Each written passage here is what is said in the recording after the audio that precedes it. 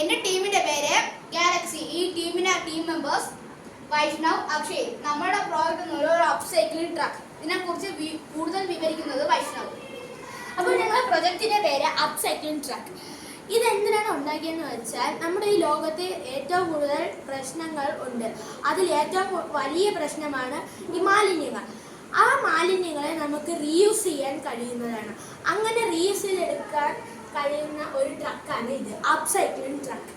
ഇതെങ്ങനെയാണ് പ്രവർത്തിക്കുന്നതെന്ന് വെച്ചാൽ, നമ്മൾ ആദ്യം ഇപ്പോൾ ഒരു ഡസ്റ്റ്ബിന്നിൻ്റെ അടുത്തേക്ക് ചെന്നത് വിചാരിച്ചോളൂ.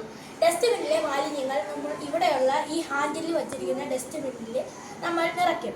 എന്നിട്ട് ഇതിനകത്തുള്ള കൺട്രോൾ ഹാൻഡിൽ ഉപയോഗിച്ച് ഈ ഹാൻഡിലിനെ നമ്മൾ ഈ സ്റ്റോറേജറിലേക്ക് കൊണ്ടുവരുന്നു.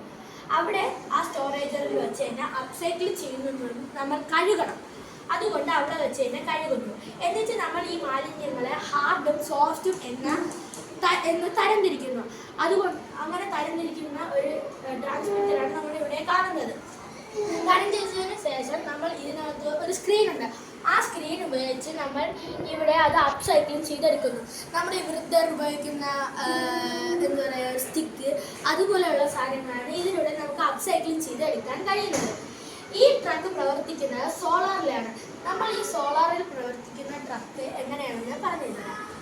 ആദ്യം നമ്മൾ സോളാർ എനർജി സ്റ്റോർ ചെയ്യും. ആ സ്റ്റോർ ചെയ്ത എനർജിയെ ഇവിടെയുള്ള ട്രാൻസ്മിറ്റർ വഴി ഇലക്ട്രിക് എനർജിയായി മാറ്റും. അവിടെ ഒരു നമ്മൾ ബാറ്ററി വെച്ചിട്ടുണ്ട്. ആ ബാറ്ററിയിൽ നിന്ന് നമുക്ക് ചാർജ് എടുത്ത് ഇതിനെ ഉപയോഗിക്കുന്നതാണ്. ഇതാണ് ഞങ്ങളുടെ അപ്സൈക്ലിംഗ് ട്രക്ക്, ഞങ്ങളുടെ പ്രോജക്റ്റ്.